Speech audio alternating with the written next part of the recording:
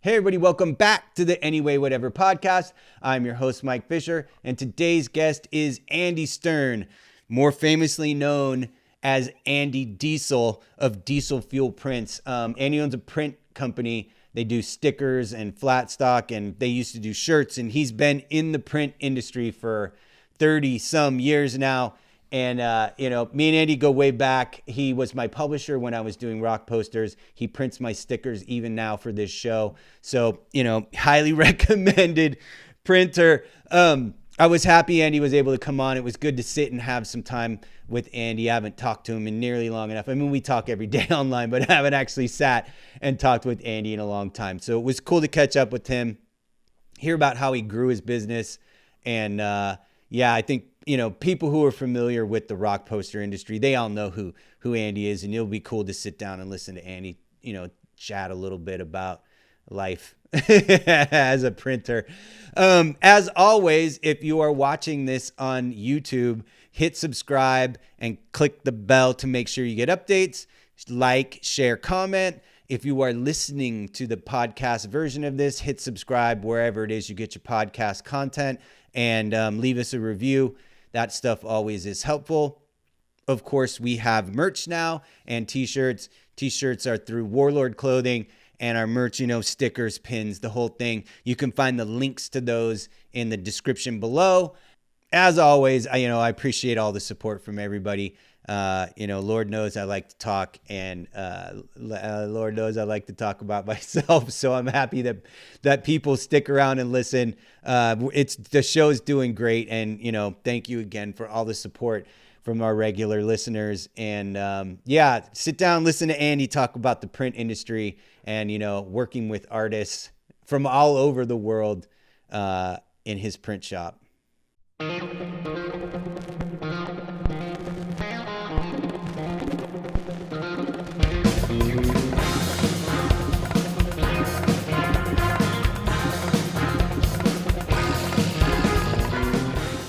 Hey everybody, welcome back to the Anyway Whatever podcast. I'm your host, Mike Fisher, and today's guest is in my life for the last 20 years. He's Andy Diesel.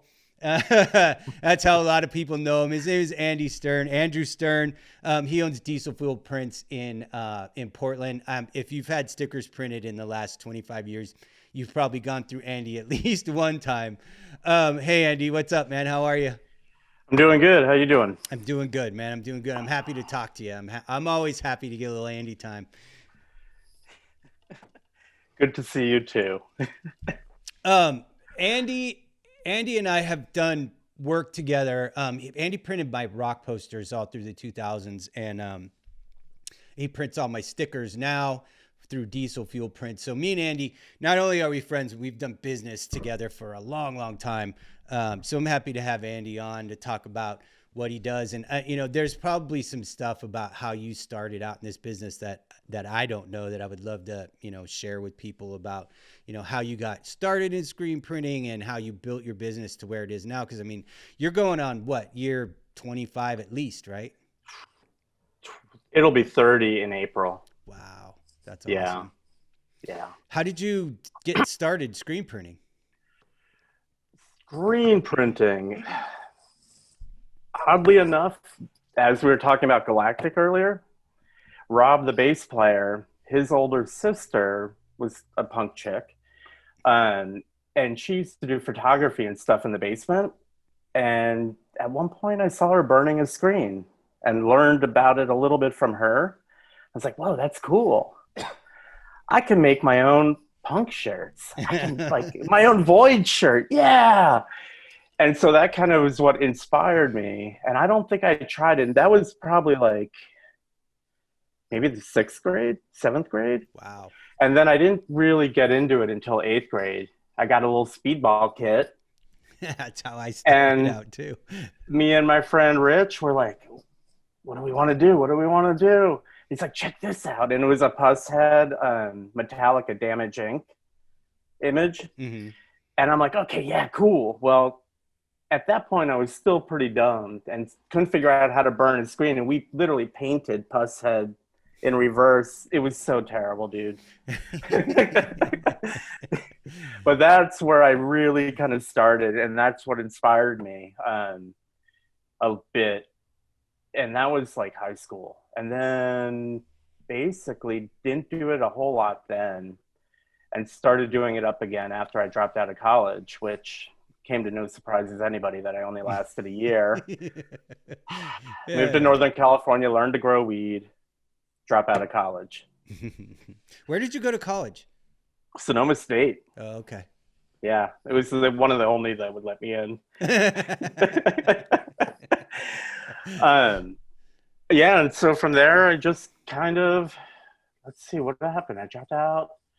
My roommate was the editor of the newspaper at Sonoma State, and he kept on getting fired for just being a loudmouth. One day he came home all pissed off, and he stapled a little printout that said "mean people suck" on it. I'm like, oh, that's cool. I got no money, and I just dropped out of school, and I got no job. I'm going to print up a few of those, sell them. I'm going to be able to make my $100 rent. And so I did. And as I'm selling them, he's like, hey, dude, you know that's a No Effects song? I'm like, oh, I had no idea. Oh, shit, they'll never find out. I'm not going to sell more than maybe 1,000 of these things if I'm lucky. And so I started selling them, and it just took off. And then I kind of started doing work for bands. And then that slowly took off locally. Then my roommate's band, Diesel Boy, that was on Fat Records, started having me do stuff. My brother's band started having me do stuff. And they started talking to other people. And then it just steamrolled. And that's how I just dove headfirst in 1991 into the music industry and printing for them. That's awesome. Like, was that primarily stickers even then, or were you doing shirts and stickers? And I started out right before I did the Mean People Suck thing. I was kind of living partially with a friend in LA in Santa Monica. mm-hmm. And her boyfriend got me into screen printing shirts with this really creepy dude in the garment district. And he's like, I'll show you how to do professional stuff. Like he was like an old school commercial artist, hippie dude, worked a lot for Brockham, if you remember them. Yeah. Did a lot of stuff for them. His name was Vegetable Soup. Yeah. Back then, she didn't have great taste in guys. Sorry, Ariel. But he got me this job printing shirts for this creepy dude, and I basically learned kind of the professional way doing Boy London shirts. That kind of all fizzled out, went back up north, and started my own thing. Yeah, I mean, I've talked about it a little bit before on this show. Like, I started with the speedball kit when I was like, oh boy, I must have been like a freshman in high school.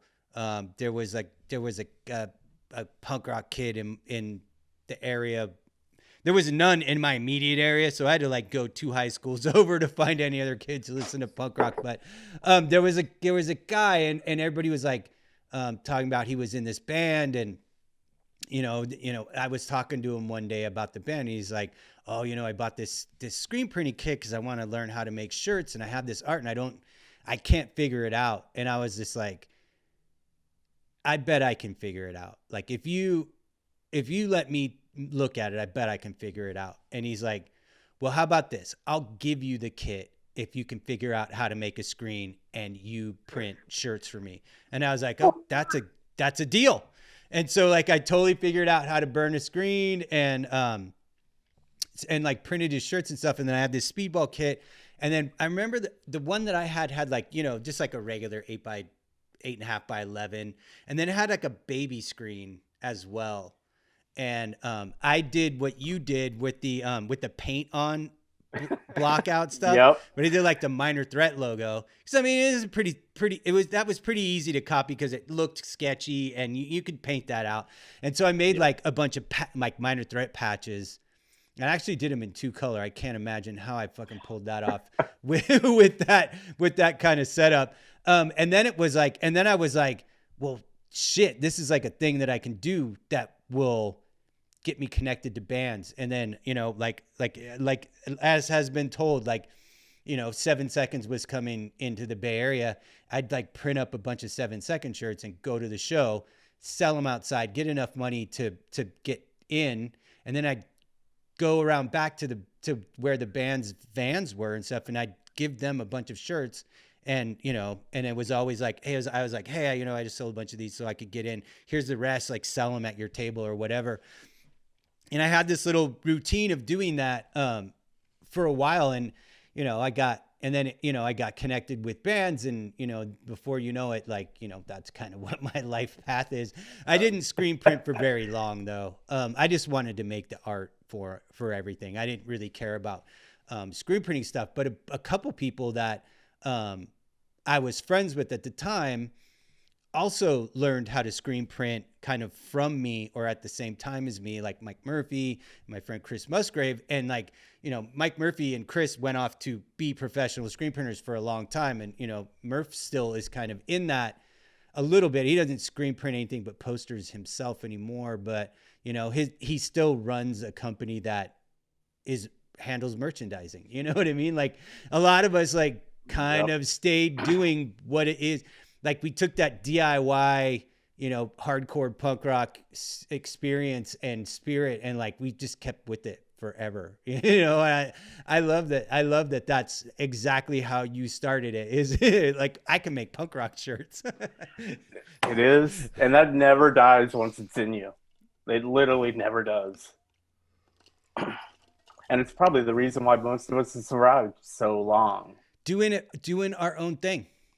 Yeah. Like doing what we want with our lives. Like there, I know there's so many of us, right, in our friend group that are like, and our peers and our friends and stuff that are just like, that do what we do because that's what we just figured out. This is the life we wanted when we were fucking 15 years old and just kept doing it. And it could be it could be like, figured out we wanted to be auto mechanics and we're, still wrenching in a greasy garage, which is nothing wrong with that. If that's what people love to do, that's totally fine. It's just, we just happen to get inspired by a music scene. And I know we both still serve the scene that created us, which is, I love that kind of stuff, man. It's crazy to be able to get to print for bands that I was listening to in 1983. Yeah. And going to see them live in 83. I was just like, still, every time I get something like that, I'm just like, whoa, this is so weird. I had Joey from DOA call me once. And he's like, hey, this is Joey from Sudden Death Records. I'm like, oh, hey, how you doing?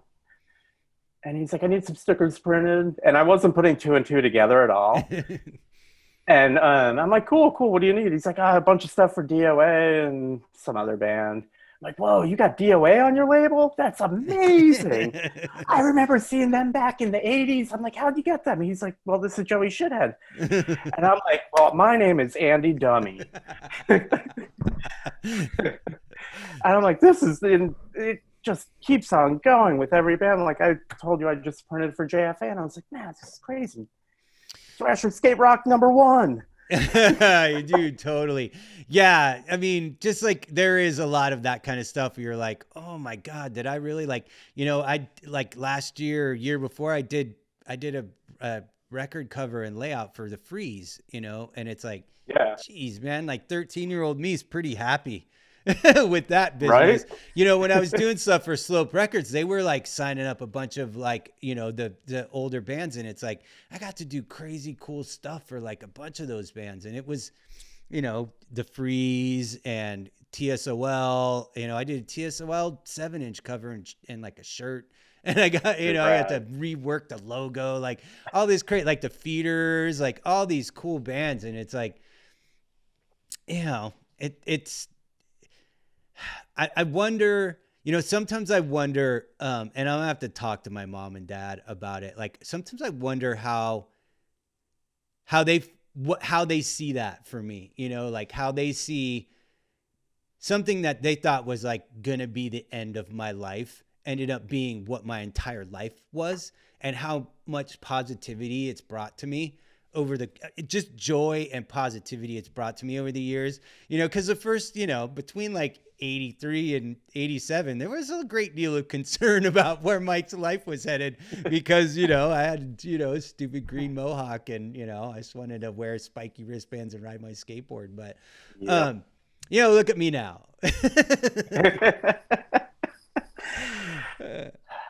You know, kind of all of us, really, right?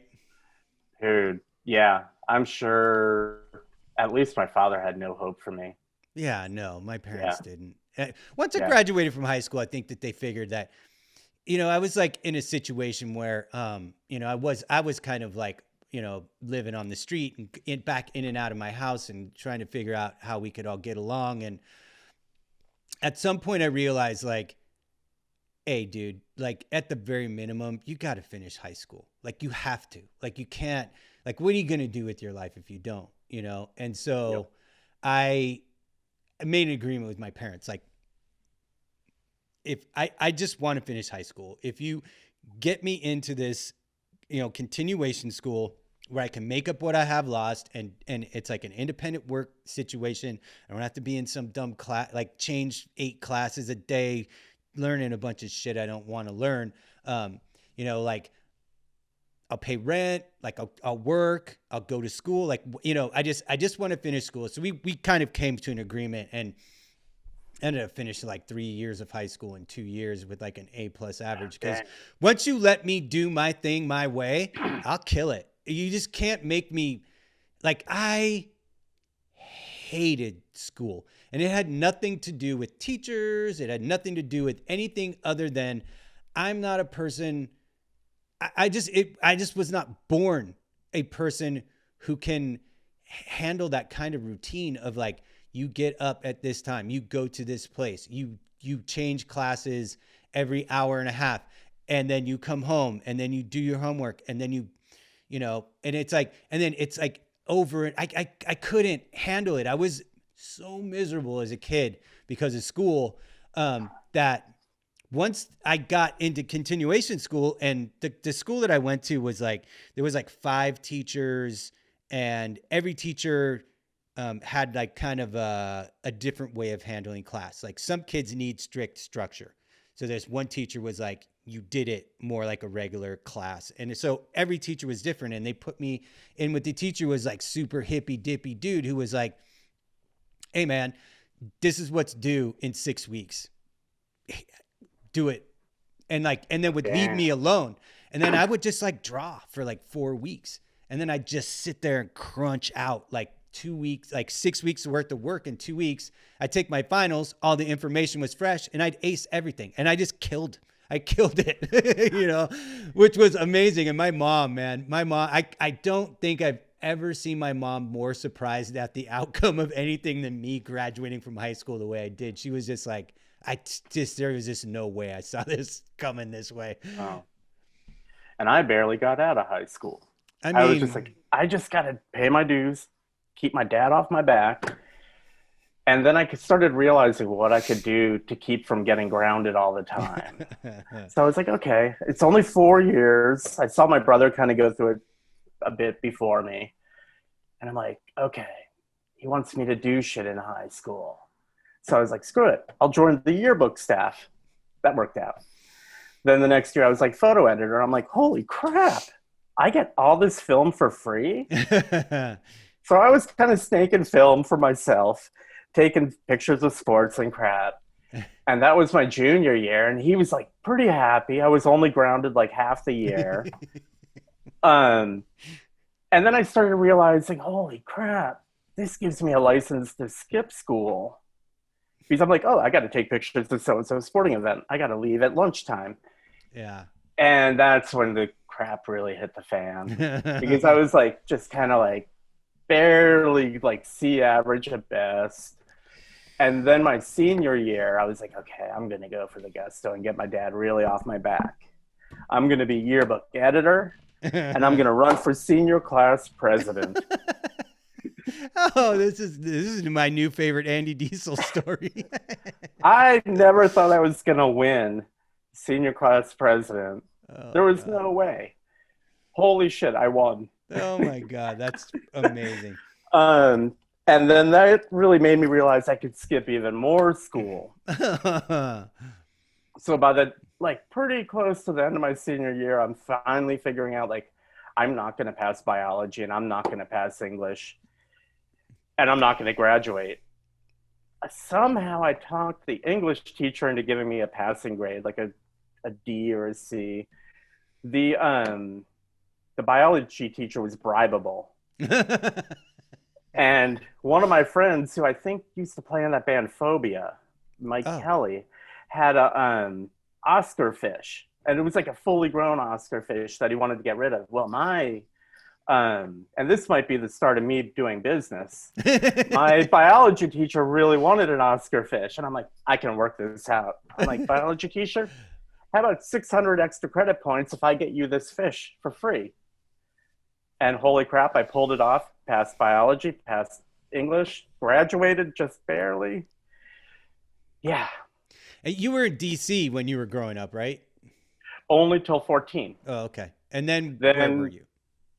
Southern California, Mission Oh, Viejo. oh, that's right. So it's That's right. kind I of remember, and that's why you know Mouse and Mouse and all those yeah, people. all them crusty dudes. Yep.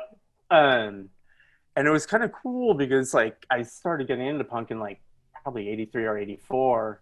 So I got like 2 or 3 years of getting to go to shows in DC, what ones Oh, I could go to at that age. And then I moved to California, and the first person I meet is this dude named Tim Abshire, whose older brother was in Virulence and then started Fu Manchu and Nebula. mm. And he just pegged me, like just he's like, "Oh, punk rock dude, just moved into town, going to my school," because I had this like army jacket that said Void and Discord on it. He's like, "We're gonna be friends." And so I started meeting all the punk dudes that way, and so we started going to shows in Southern California, which was holy crap, culture shock. It Whole different wasn't a, vibe it at wasn't, vendors. yeah, it wasn't straight edge Discord DC all ages hardcore. It was like gang fights. Yeah, there was fights and bad crap happening in DC with the kind of racist Nazi skinheads, but vendors in the Olympic Ballroom were just a whole different ballpark. That was Yeah, scary. dude, the Olympic. I mean, like a lot of people think of like '80s hardcore punk as it's like, oh, like an Elks Lodge with like 50 kids in it, 100, 200 kids. The Olympic was like 5,000 It was punks. And huge.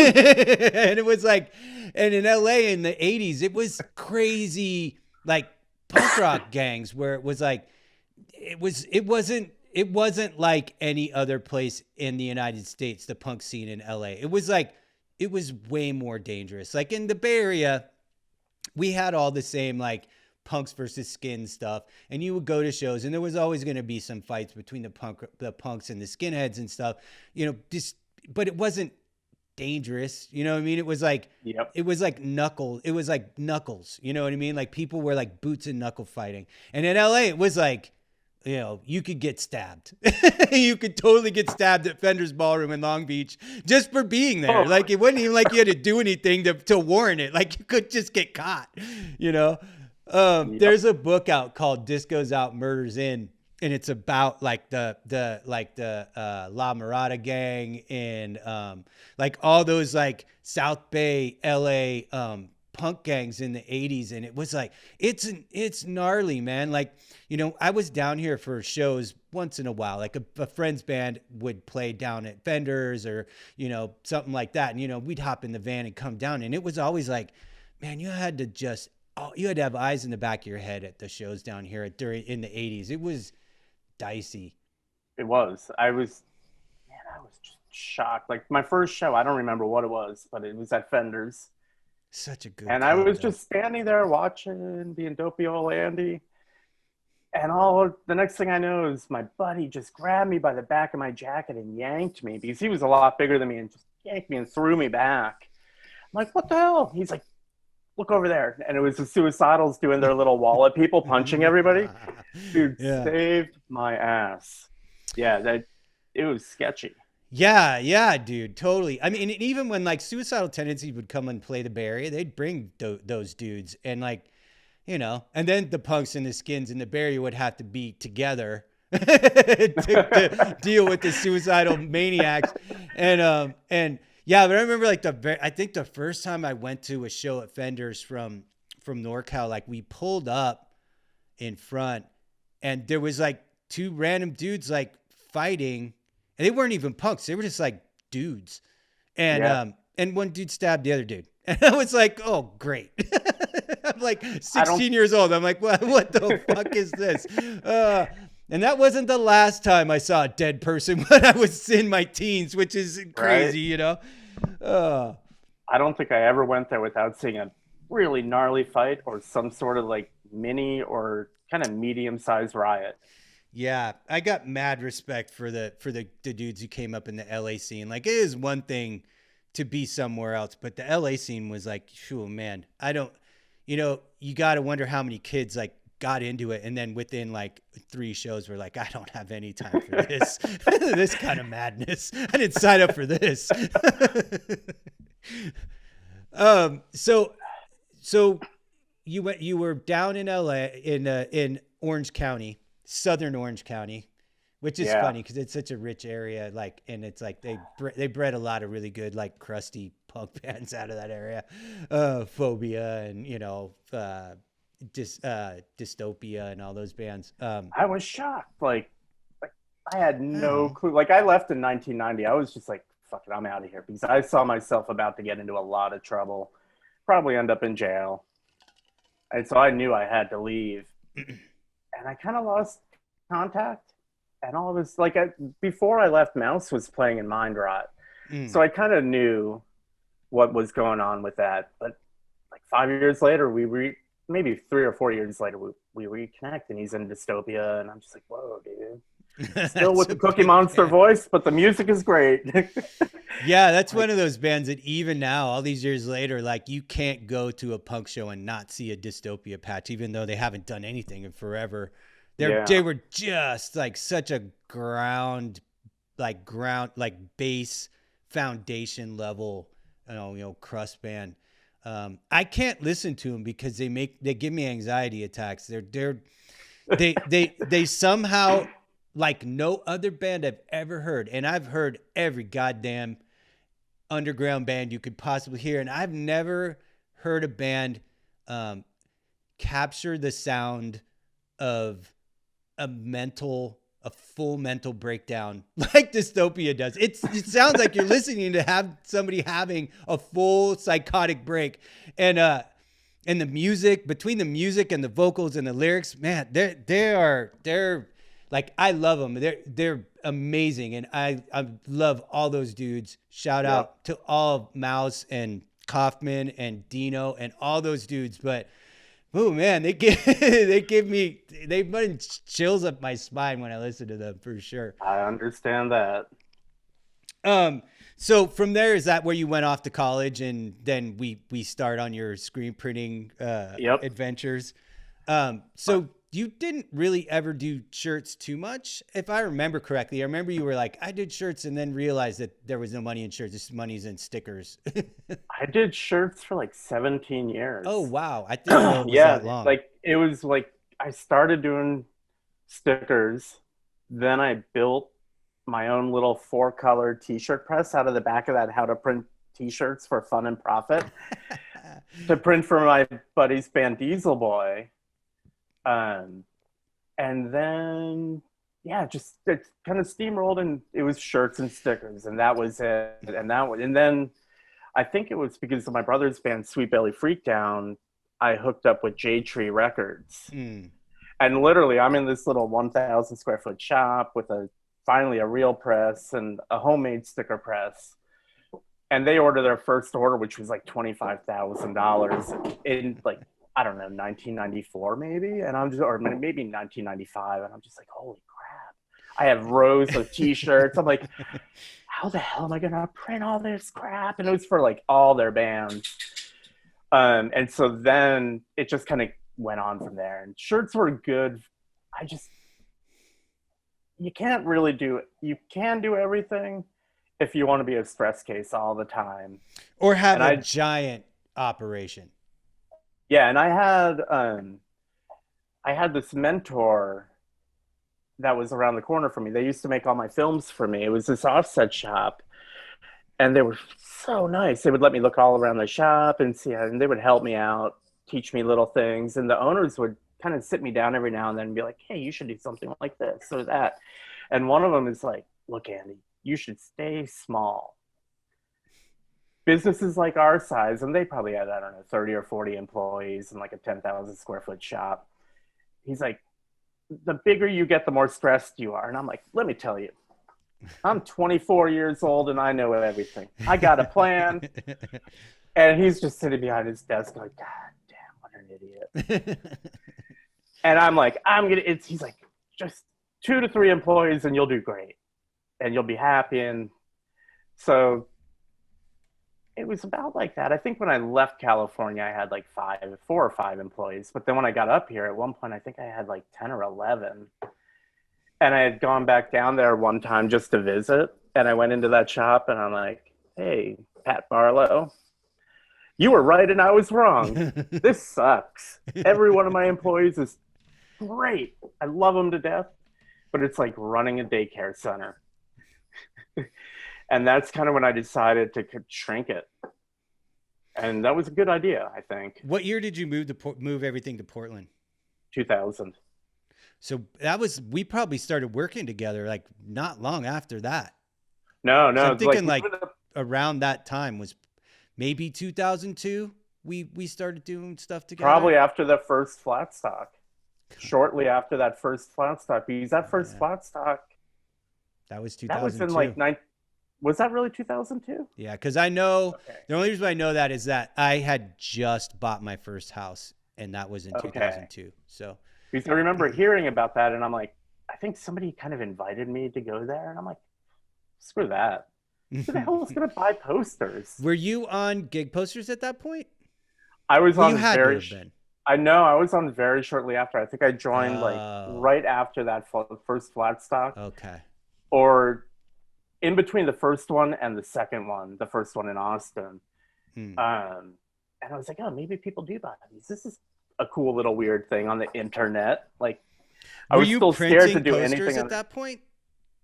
Here and there. Like, I think I was printing some stuff. I think I did a couple for like Punk Planet, like advertising posters, and then a couple for women in the director's chair. Not really that often. I really wasn't set up to do it. I was doing them for myself, like just for shows. So it's like, I want to do stuff like the 60s. That's horribly what we all designed. wanted to do. Like, it's a special show. Like, I'm playing it and my brother's band is playing it. And I'm a horrible artist and designer. So they're all ugly. But that's kind of what got me into it. And we hung them all. I was like, who would want to buy this? Like, that's the dumbest thing. Somebody trying to sell it. Lo and behold, I've now got a shop full of posters wrapped up, waiting to be sold. Dude, totally. Yeah, it's like, I don't know if anybody really saw that whole gigposters.com thing happening like it did. Because that was like, it created an entire culture. I guess, I mean, it existed before, like it existed in the 60s. And then it kind of, it was like a little bit of a thing in the 90s. And then once gigposters.com started, it's like, it's an entire massive industry now. That's just, it's crazy. I mean, the internet really brought everybody all over the world together for it, rather than you got the SF scene, the Denver scene, the UK or whatever. Yeah. We all kind of congregated at the same place, playing on this new thing called the internet, and got crazy. In a message board, which isn't even a thing that exists anymore. Those aren't even things anymore. Once social media came about, you could have your own message board. You didn't need to go log into another one. Although they do kind of still exist in like Facebook groups. You know, they do, like, and it's fine.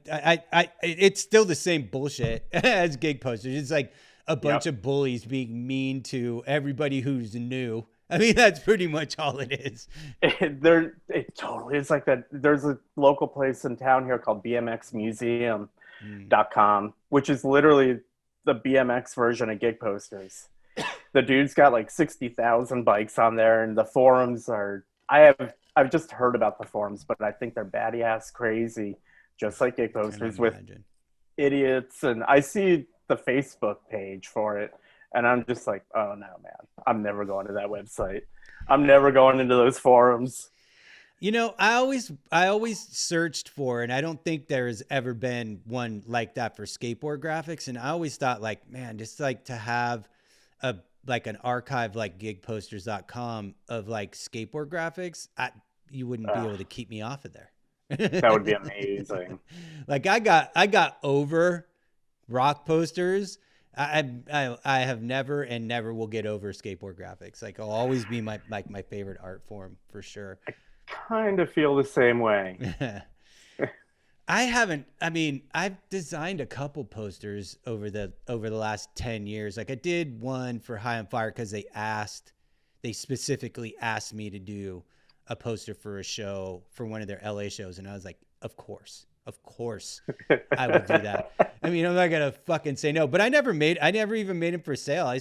I gave them their copies, and I have a stash of them, but I never really sold them. And then like I did, you know, when I was doing,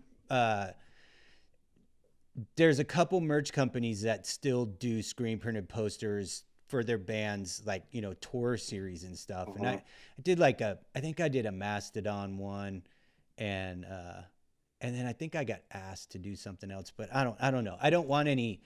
That's the thing is like, I had one of the reps from one of the big merch companies, just messaged me and was like, hey, I saw your posters on Gig Posters, and I own the rights to all of those bands. And you should just be, rather than getting in trouble with a guy like me who can bust your balls because you're selling basically merch for my bands, why don't you just come to work for me doing t-shirts? Just do the same thing. Just do them as t-shirts and we'll be cool. And I was like, well, I won't have any stock and I'll just get paid a nice fat fee up front. And so the first merch stuff I did was like, it was like for Avenged Sevenfold. And he's like, let's just take the posters you've done and we'll just strip off all the gig data and we'll just use those for the first batch of, and then that's how I got into merch design, is like from just switched over from posters. Cause I got to that point where I had all this stock that was like, it's like, you know, you do one poster and you sell every single one of them in a week. And then you do another poster and you think you love it and it's great. And then like you're sitting on 250 of them 5 years later. And it's like, yep.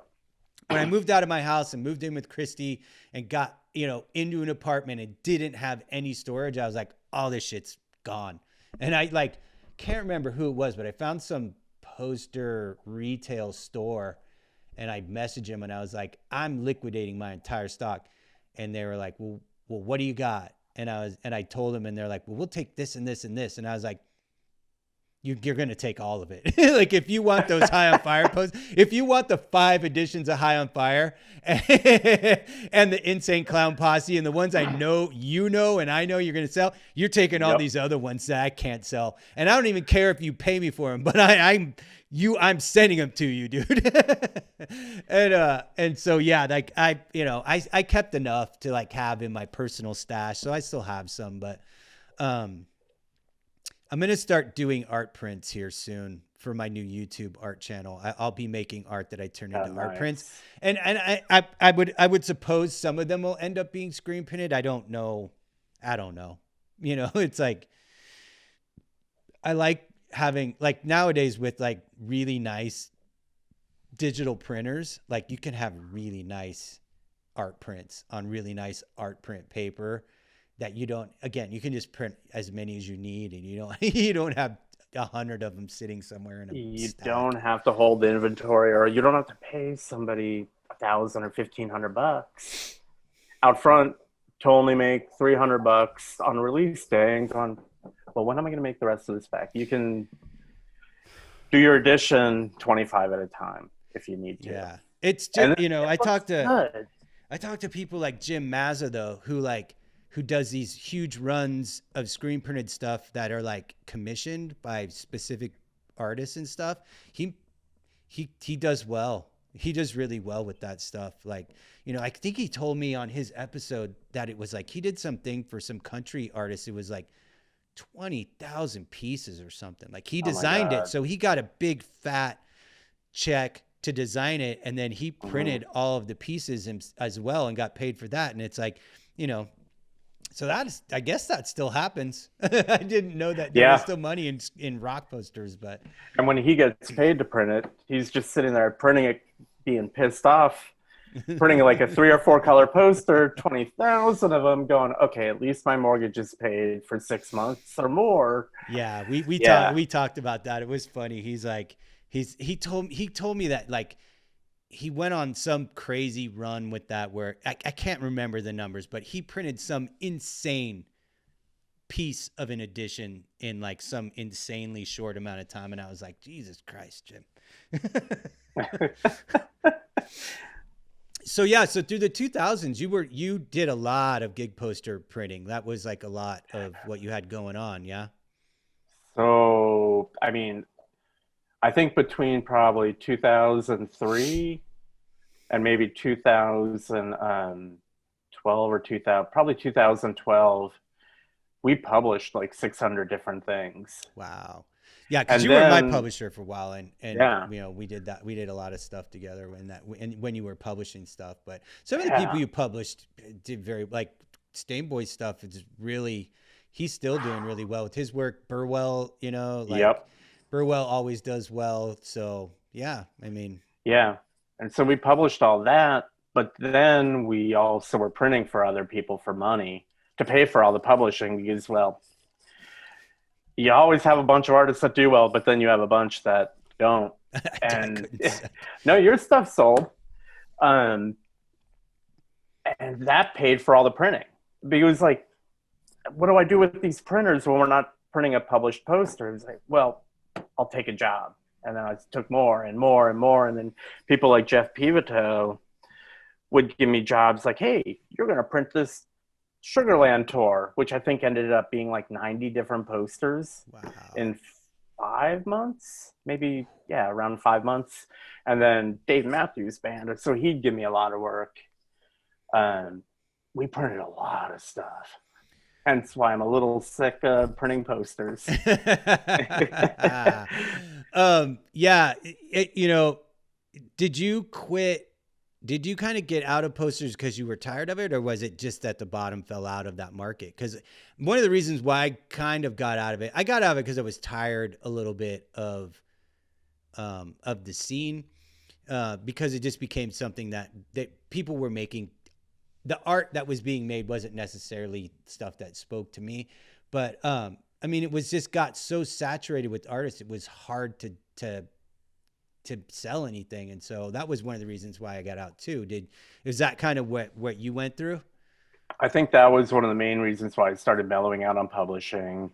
And then as I was shrinking the company, if you don't have 3 people printing flat stock for you, how are you going to do all this work? The entire diesel fuel history has always been funded by sticker printing. Like, nobody realized that when we were printing all those posters, some weird rumor went around that we were no longer printing stickers.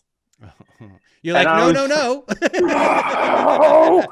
no. Don't nobody ever say that. This is literally, stickers pays for all the publishing basically, and like everything at diesel fuel. And so as I kept on shrinking the company, it just became really like a bottleneck situation. Like, I couldn't get my sticker work done on time.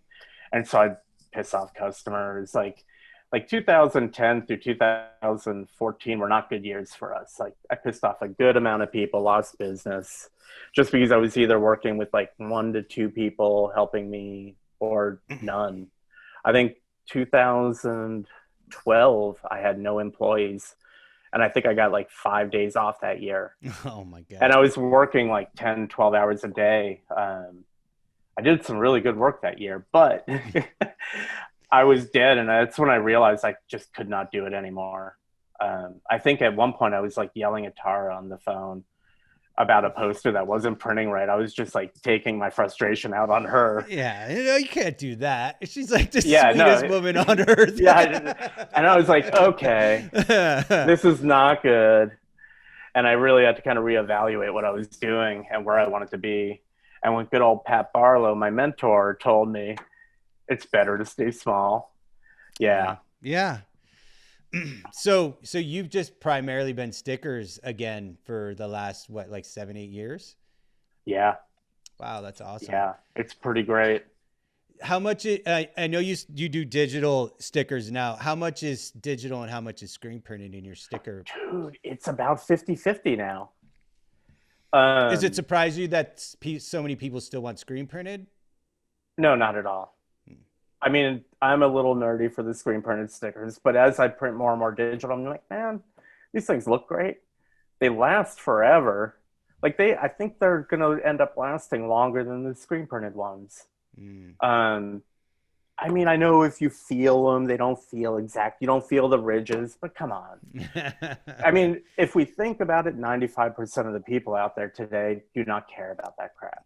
They're just like 99.9% of the people in the world don't care about that. It's like the people who there are people who only want to listen to music on vinyl, and they're a very small group of people. Exactly. Everybody else is like, can it go through my phone? Exactly. Like I knew full color had to be done. Like I had to learn how to do that. And I saw it happening in the mid 2000s. And I was like, what the hell is this voodoo crap? Like I'd see the stickers Poster Pop was having printed for like Tara and Kozik. They were all 4-color process, really high line screen, like 120 to 133 lines per inch. And I was like, I don't know how they're doing this. This is not possible. This is not what I learned in 1987 on what you can do. And so I was like really behind the game. And I think in 2011, I'm like, finally, I'm going to start learning how to do it. So I put in all this time, really dialed it in, figured it out. And then I was about to launch doing full color for everybody. And I ran a job for somebody. And it was it was a friend of mine. It was a gang run job. And it did not come out the way I liked it. And I was like, oh, screw it. First time ever, I'm like, I'm going to sub this job out to somebody else who does 4-color process all the time. And they screwed it up as bad as me. And I'm like, what the hell? This looks like, why did I pay you guys $1,700 to print all this shit? And it looks as bad as mine or as good as mine. Neither were really terrible, but I've got a really high bar for what I like to let out of my shop. Sure. And they also dragged me on and on and on for like 6 weeks. And I'm like, it was supposed to be a 2-week turnaround. And by the end of that, I'm like, with all these other digital companies, I'm like, everybody's expecting stickers in 2 to 5 days to be shipped. I could never do that with a gang run sheet. Sure. Yeah. And I'm like, digital printing. I looked into it a little bit more. I'm like, ooh, this actually does look good. It's expensive to get in, though. Like, those printers are a lot. It wasn't bad. It was like, I think I dumped maybe 40 grand into it. It's not terrible, but I mean, I didn't make a whole lot of money. That I was basically paying lease payments and not making any money on the digital machine because I got a new website going for it that had it. And when we launched the new website, almost all web sales died. And I was just what is going on? I'm like, this is like, it's the easiest site ever to order on. And like everything just died. I was like, I don't know what we did wrong. Did you ever figure it out? Nope. Still don't know. Don't care, but it's working now. People are ordering. When did you get the digital machine and start doing digital stuff? What year? 2017. Okay, so it's only been a few years. Yeah, it was when I finally decided that the digital stickers, the quality was as good as screen printing. I really wanted that ink deposit to look solid, and I didn't want to, like, every digital sticker you saw before then just looked like crap, felt like crap, felt flimsy. And agreed. I agree with you. It was like 3D printing like 5 years ago. It wasn't quite. It It wasn't quite there yet, you know, but now like Yeah. 3D printers are crazy. They're crazy Yeah. good now. So once I saw the quality as good as screen printing, I was just like, okay, yeah, it's on. And I love it. I work less. Yeah, I bet. Yeah, I bet. I bet Less you do. labor. A Yeah. lot less labor, for me at least. Which is your screen printed sticker stuff automated or is it all hand pulled? It's semi-automatic. So I'm loading and unloading the machine. Well, You okay. know, I It's set it still all up, then physical load it, labor. unload it. Oh, yeah. And you don't have as much of that with the digital, I'd imagine. No, not nearly as much. Like I set up the job, I have to check it like every 45 minutes. It prints. Then I laminate it, check that every now and then. Then I die cut it, check that every now and then. Sometimes I let the die cutters just run all night long. That's awesome, man. Yeah. That's It's awesome. pretty rad. Yeah, and you built your own shop. When did you? I remember you built your own shop on the property where your house is, so that you can work even more if you want to. When did that shop get finished? 2015. Oh wow, it's been that long. Yeah, I built it. We built it in. I think construction took about 4 or 5 months. It would have been less had I not decided to project manage it myself. But I saved a lot of money doing that. Sure. But I've never project managed a construction job from the ground up. So that was a little rough at times. Also, I started the shop with not nearly enough money to finish it. Like I sold my rental house my dad was living in before he died to one of my employee, Zach Johnson. And I was like, oh, great. I got like 30 grand to start the shop with. Had plans done. And I'm like, yeah, got quotes for it. I'm like, well, I don't have enough money. But hell, I'm going to start it anyway. And I did. I sold anything I could. Like literally just sold off anything I could to keep funding it. And then like maxed out every credit card. One day, like, I'm like, hey, what's this weird thing? Prosper.com? Peer-to-peer lending? They won't loan me money. I apply. Like, yeah, we'll give you some money. Like, cool. One more section.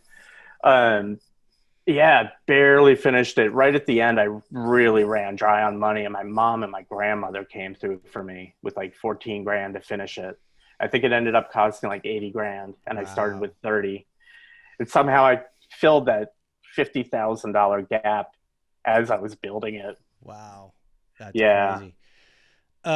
It's like you have like a bathroom in there. It's like a full. No bathroom. I couldn't afford to build the fucking bathroom. So you built a 1,000 square foot box for 80 grand. You did something wrong, Andy. I'm just kidding. Yeah. Well, my house is next door, so the bathroom's there. That was the one thing I was like, well, we don't have to do it. So I can, because I wanted to do it differently where we'd save money. But then the city's like, well, no, you have to have all these windows in front. Because you're in a retail area, right? Yeah. So we had to kind of like switch it. Like I just wanted a door on the side. I wanted it to look like a big shed. And then when we had to do the like big fancy front of the building, I think that added like $7,000 to the build. Oh, then it was like one little thing after another. Of course it was. Yeah. And that's just the way it is. But I mean, it has to have running water and stuff for sinks and wash out and any of that kind of stuff. Yeah, a hose from my house over to the shop, and then then I've got a pump. I pump it all back over to my house. On the bright side, my neighbor built the same basic shop, and it cost her $117,000. Wow! But that shop has a bathroom. Ah, well, there you go. That's where the 30 grand. That's where you really find the 30 grand value. Yeah. In a single toilet. Oh, I'm telling you. Oh, that's amazing. And like for anybody who doesn't know, I don't know if we really have addressed it, but Andy's shop, Andy Diesel Fuel Prints, is in Portland, Oregon. And Andy is, as far as I'm concerned, Andy's the best sticker printer in the business, and he always has been. And he prints all of my stickers. And so, if you're in the need of stickers, Andy's the guy you want to talk to for sure. And Thank you. yeah, for sure. And not only that, you're the nicest guy in the business. Most of the time. Unless you're Tara and you're all stressed out, then you're taking it I out felt on so poor Tara. bad. I know she's super sweet, and Yeah. I hope she's feeling better. She had some health issues earlier this year, and I hope she's feeling better. I want her to be a guest on this show at some point. Tara McPherson. It'll be pretty great. Shout out Tara McPherson. Because we've all of us, like that whole original, gigposters.com group of people, like, we all still do. We're all still doing our thing, and it's like, just to see like people like her, like, and Tidwell and some of the, some of those people who just got these insane like art careers that you couldn't dream of out of this stuff they did in the gig poster world is, that's it. It's inspiring, and I know that actual gigposters.com it got all lost. Apparently, when apparently there was something happened and the entire database got lost and it doesn't exist at all, which, I mean, that's like losing one of the greatest art museums that's ever existed into a fire and everything inside of it. Like it's crazy. Like, people who never experienced gigposters.com can't understand. And it's like, I talk about it on here a lot, and because I have a lot of the GP people on here, and I think people must think that I'm exaggerating about how crazy important that website was, but I couldn't even possibly even begin to do the justice it deserves for, I mean, think about any other time in history where you had like 1,000 amazing, influential artists every single day hanging out and talking and sharing work, and then realize that there was another 100,000 users that were reading what we were saying and looking at the work we were making and all the, it's insane. And the fact that there's nothing left of it is, that's unsettling. I know, Rene DeBose, to his constant consternation, cannot believe there's no backup of it anywhere in any form. Like, I think he thinks people are lying about the fact that there's nothing left of it. But yeah, it's crazy, man. It's crazy that how much life and how many careers came out of that place. And, friendships like me and you are, we're about family, at this point from all the years that we've worked together. And, people like Connie and, Jeff Pivodo and Tidwell and, it's like, it is an endless amount of names, and super excited that I can have people from that world on my show to, kind of keep the loop, a little bit. It changed everything. Like, it was the most hilarious and horrific forum ever. And then it gave us a lot of work. Like, I met all the people I published on gigposters.com. Like, literally every single one of them, either through that or through Flatstock, except for Tara and her ex-husband, Darren, who, he was literally the first person I really did gig posters for. And my first interaction with him was yelling and screaming at him and calling him an asshole and typical LA Imagine that. idiot. And then I ended up working for him and then publishing him. And then next, Tara. A lot of weird stuff came out of that. I'd imagine you're still getting orders for stickers from people from gig posters. I mean, you do all my stickers, so. Oh, totally. I'm still doing work with Print Mafia, Jim, Connie, do you print Connie stickers for Ride and High and all that? A good chunk of them. I think she goes through one other digital printer every now and then, but then I do some digital for her, and I think I do all the screen printed for her for Ride and High, and then for the Butch label. and Sissy. Butch and Sissy. I think Butch and Sissy, yeah. La Honda Records and all Yeah, of her stable of, you know, Coulter Wall and yeah.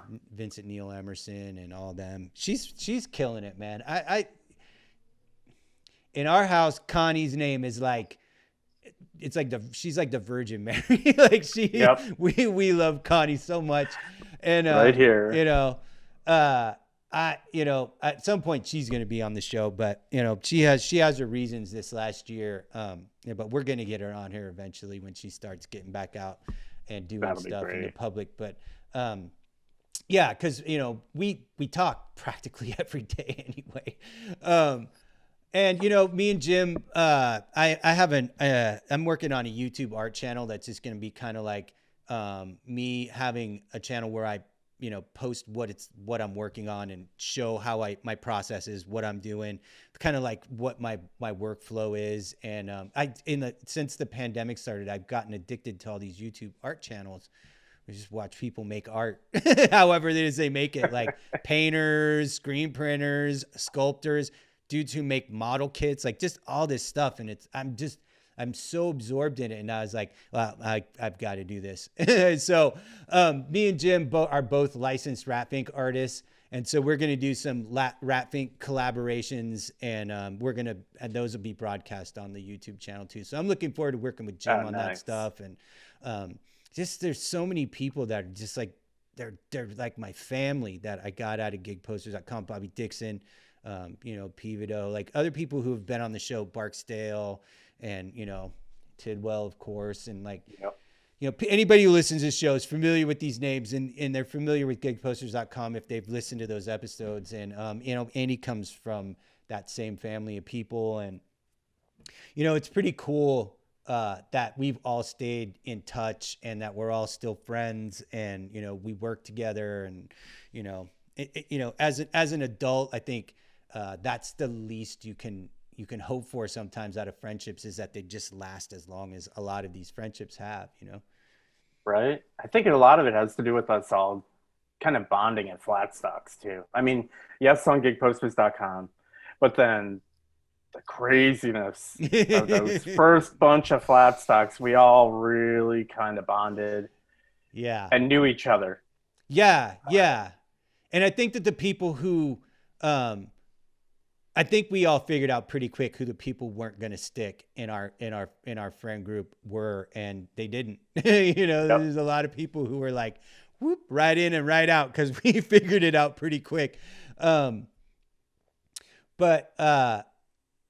I'm happy that you're doing well, and that that business is good. I mean, it's like, you know, I've been talking to artists for the show. For the musicians are having a hard time. All my musician friends are struggling, but all of my friends who make art and all my friends who print, everybody's been killing it through this.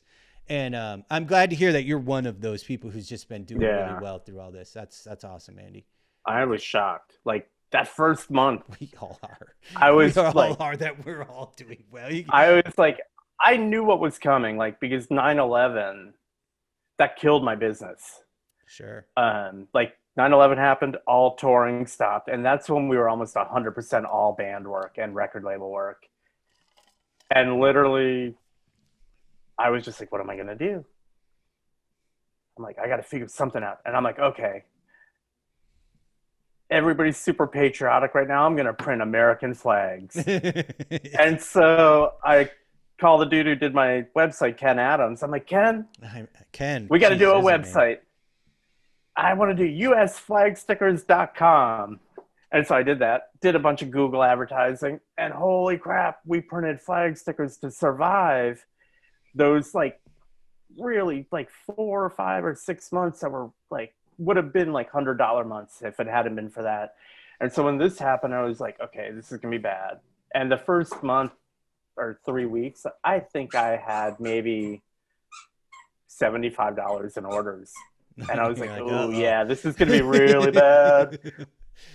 Well, then all the kind of EIDL loans and PPP loans came out, and people started getting on unemployment, yet couldn't go out. So they started spending money on every web store. So anybody I worked for that had a web store, started ordering stickers, and I was like, the first one I got was like $1,000 order for stickers from what I thought was a metal band in Idaho. Turned out they were like a role player gaming site. And I'm like, who the hell? What metal band's ordering $1,000? And I look at it, I'm like, oh, a gaming site. And from there on, it kind of steamrolled, like, and it just kind of got better and better. And I was like, whoa, I'm not going to do as well as I normally did, but pretty darn close. That's awesome. I'm shocked. I'm very thankful. And I could also use a nice long break this winter. Yeah, well, here comes the vaccine. And then, I think by April, things will really start, opening back up. I think enough people will start getting the vaccine. And then, I'm guessing by April, May, we're going to start seeing live shows again and stuff like that. And so, that's what I'm hoping for. I mean, and then you'll be, hopefully you'll get a little rest before that happens. Yeah. I mean, not just for me, not really for me, because I'm doing pretty okay right now. The bands and the clubs, man, I know, and all the restaurants, they are hurting. Like, yeah. I mean, yeah. It's pretty crazy. It's been a fucking weird year, man. What a crazy year. Like, it's just funny because, like, at the end of every year, you see all these people like, oh, good riddance 2019. Woo! It couldn't have been any worse in 2019. Oh boy, 2020 is gonna be amazing. And then by February, it was like, can I just go back to what 2019 was like? Yeah. Dude, I remember like I went to Disneyland with my kids in like February, like at the end of February. And I can remember like we were like making little jokes about coronavirus. Like we'd see somebody coughing. We're like, ooh, coronavirus. And then like 4 weeks later, like the entire world was shut down. I was like, oh, that wasn't funny at all. Yeah, exactly. I think it was the same way.